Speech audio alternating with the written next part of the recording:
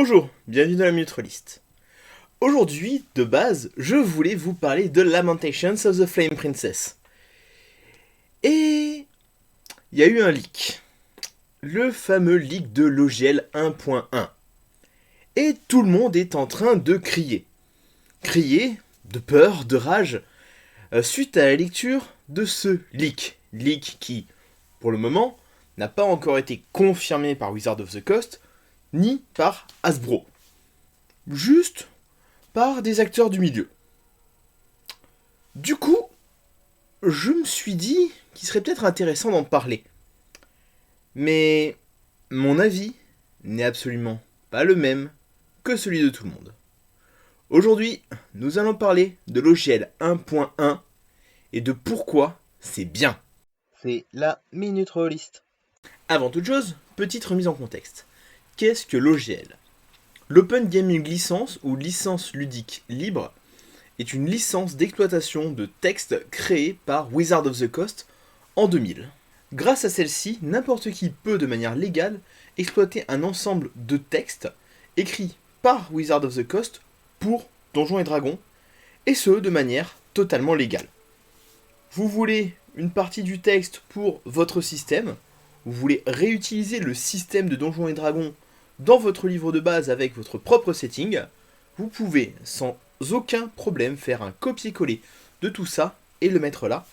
La seule et unique chose que vous aurez à faire ne sera pas de payer des royalties comme c'est souvent le cas, mais juste d'inclure à la fin de votre livre la licence ludique libre, le texte qui encadre son utilisation. Cela vous permet aussi d'utiliser de nombreuses expressions, de nombreux termes qui sont liés spécifiquement à Donjons et Dragons, tels que les 6 caractéristiques classiques du mastodonte, des créatures, mais pas toutes, certaines étant liées à une autre licence, payante cette fois. Bref, ça permet de faire pas mal de choses facilement, gratuitement, avec des copier-coller. Alors oui, j'ai extrêmement simplifié le fonctionnement de l'OGL 1.0. En même temps, ce qui nous intéresse surtout ici, c'est l'OGL 1.1. Du coup, je vous invite à aller lire littéralement l'OGL 1.0, histoire d'en comprendre tous les tenants et tous les aboutissants mieux que je ne pourrais l'expliquer. Et accessoirement, vous pouvez aussi lire l'OGL 1.1, car aujourd'hui, je vais partir du principe que vous connaissez un minimum l'OGL 1.1, ou du moins tous les problèmes qui l'entourent. Si l'OGL 1.1 pose problème aujourd'hui, c'est pour 4 grandes raisons. Premièrement, le remplacement de l'OGL 1.0 par l'OGL 1.1, et ce à effet immédiat à partir de la sortie de cette nouvelle version. Je rappelle que pour le moment ce n'est pas encore le cas. Deuxième point, tout texte soumis à l'OGL 1.1 appartiendra à Wizards of the Coast. Wizards of the Coast pourra en faire ce qu'ils veulent. S'ils ont envie de sortir n'importe quoi qui soit lié à un univers que vous avez créé sous l'OGL 1.1, ils le pourront et vous ne pourrez rien dire, vous ne pourrez pas faire valoir vos droits de paternité sur l'œuvre.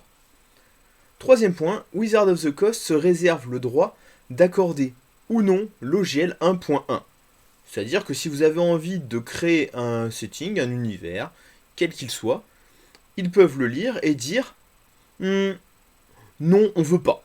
On veut pas que vous le sortiez avec le GL 1.1, vous vous démerdez autrement. Et le quatrième point est celui qui fait le plus gueuler surtout les éditeurs. Parce que là, les 3 premiers points, c'était surtout pour les auteurs. À partir du moment où un texte sera sous OGL 1.1, si les ventes cumulées de toutes les œuvres sous OGL 1.1 durant une année par une personne, éditeur ou auteur, dépasse les 750 000 $, alors Wizard pourra demander à recevoir 25% de toute la somme supérieure à 750 000 $ en guise de royalties. Bon, concernant le premier point, la suppression de l'OGL 1.0 et le remplacement par l'OGL 1.1, c'est l'OGL 1.0, il leur appartient, ils en font ce qu'ils veulent. Le fait de le remplacer automatiquement par le 1.1, Je vois pas trop comment c'est possible, mais après, je suis pas juriste. Donc, je vais mettre ce point-là de côté. À la limite, je m'en fous un petit peu. Concernant le deuxième point, le fait que tout texte sous OGL 1.1 leur appartienne désormais, c'est un plan de grand méchant. Genre, niveau Team Rocket. Pourquoi? Comment c'est possible de faire ça? Surtout que c'est obligé, ils vont se prendre une levée de bouclier immédiate. Comment est-ce qu'on peut sortir un texte qui dit que désormais tout ce que vous écrivez nous appartient et on en fait ce qu'on en veut? Pour moi, c'est une aberration. C'est illégal. Peut-être pas sur un plan juridique, mais sur un plan moral, c'est illégal. Concernant le fait de pouvoir autoriser ou non l'utilisation de l'OGL 1.1 et donc potentiellement de censurer des textes, on revient un petit peu au fait que si on veut utiliser l'OGL, il faut se plier aux règles. Ils ont envie de protéger leur licence et de faire en sorte qu'elle soit bien utilisée et qu'elle ne soit pas assimilée à des textes ou à des jeux qui pourraient entacher leur réputation. J'ai presque envie de dire que c'est pas le pire. Oui, ça nuit à la création et à la liberté d'expression des auteurs, mais c'est presque pas le pire selon moi. Le point précédent est bien pire. Bon, parlons thunes. Tout JDR sous OGL 1.1 ou tout auteur, éditeur, vendant pour plus de 750 000 $ de JDR sous OGL 1.1 devra verser 25% de l'excédent de ces 750 000 $ à Wizards of the Coast. Du moins, c'est ce que certaines personnes ont compris. D'autres personnes ont compris que c'était 25% de toute la somme réunie si ça dépasse 750 000 $, en incluant 25% de ces 750 000 $. Bon, c'est payer une licence, quoi. Vous pensez que licence 4, la licence qui vous permet d'acheter de l'alcool dans un bar, elle est gratuite? Non, elle est payante. Donc Wizard veut rendre payant sa licence pour les personnes qui font beaucoup d'argent.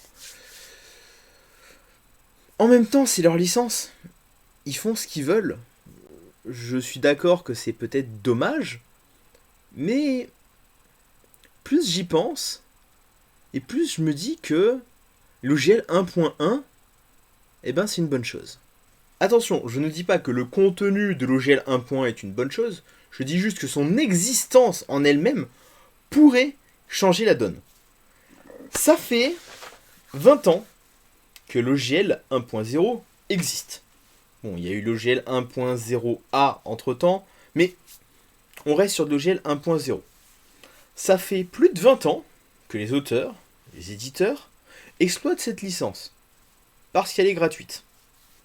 Ça fait 20 ans que tout le monde a pris pour acquis le droit d'utiliser, comme ça, le texte d'un jeu de rôle qui se vend et qui le prennent afin de se calquer dessus, afin de se vendre sous le nom de Donjons et Dragons. Vous le savez peut-être, mais je n'aime pas Donjons et Dragons. Et ce, pour deux raisons.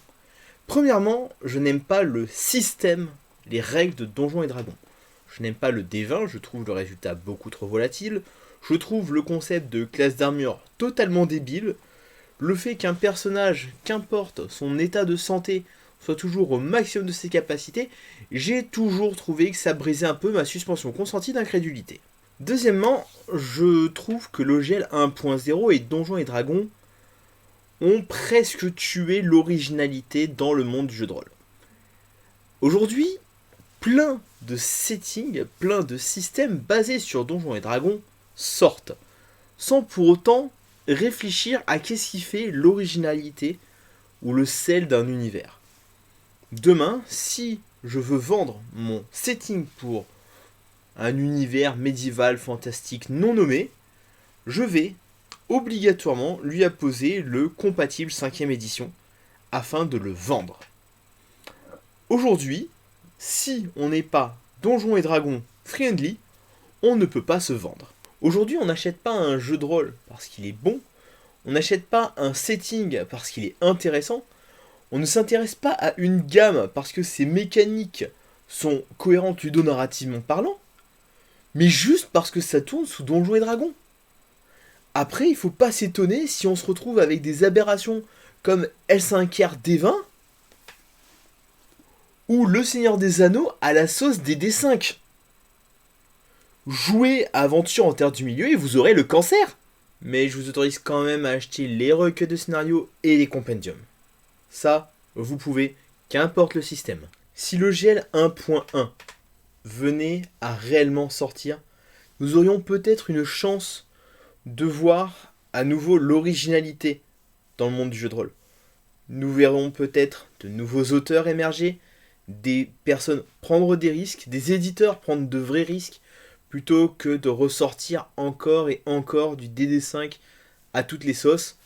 Peut-être que nous aurons droit à de nouveaux systèmes de jeu, intéressants, créatifs, et enfin peut-être cohérents avec leur univers, plutôt qu'une énième réajustement des règles de Donjons et Dragons.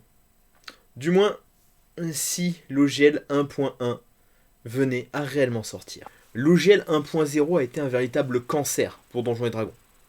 Chaque setting, chaque œuvre sous l'OGL a été une tumeur de plus qui s'est rajoutée au schmilblick. L'OGL 1.1 est peut-être le remède contre tout ça. Peut-être un moyen de purger, de retirer tout ça. Mais honnêtement, je doute que cet OGL 1.1 ne sorte réellement et ne soit réellement publié. Wizards of the Coast a selon moi beaucoup trop à perdre. Déjà, il y a pas mal d'auteurs, d'autres éditeurs qui vont sortir à leur propre sauce un système de jeu générique qui, celui-ci, sera réellement libre de droit et gratuit. Ce qu'il vaudrait mieux éviter pour Wizards of the Coast. S'il venait à ressortir un setting qui existe déjà, qui a été créé par un fan ou par un autre éditeur plus ou moins important, il se prendrait un tollé et il se ferait boycotter, comme c'est déjà le cas.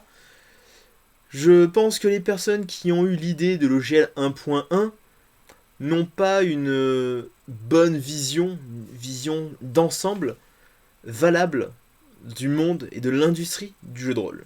Cependant, j'espère que cette affaire OGL 1.1 réveillera quand même les auteurs et qu'ils se diront que c'est quelque chose qui peut arriver, qu'il serait peut-être temps qu'ils se reprennent en main, qu'ils arrêtent de dépendre de Donjons et Dragons, de l'OGL, et qu'ils se bougent un petit peu le cul, histoire de réellement créer quelque chose de nouveau, plutôt qu'un énième assemblage patchwork de ce qui existe déjà. Bougez-vous le cul. Les joueurs veulent de l'originalité. Les MJ cherchent quelque chose à proposer que le MJ voisin dans la salle d'à côté de leur club n'est pas déjà en train de proposer. Allez-y. Auteur, créez.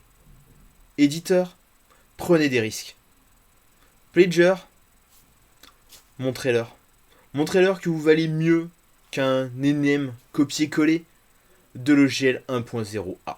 Ah, et pour ceux qui sont encore là maintenant, je ne suis pas un troll. Je pense chaque mot, chaque virgule de ce que j'ai dit dans cette vidéo. Je sais pas si je dois vous dire, j'espère que cette vidéo vous a plu. Parce que pour le coup, il y a très grande chance qu'elle n'ait pas plu à tout le monde. Et même qu'elle plaise pas à grand monde. Enfin bref, c'est rien face à celle que je prévois pour la fin du mois. Sur ce, je vous dis à la prochaine pour une nouvelle Minute Rolliste, où je vous ferai mon bilan de l'année 2022. Le bilan rôliste, bien sûr. Ciao.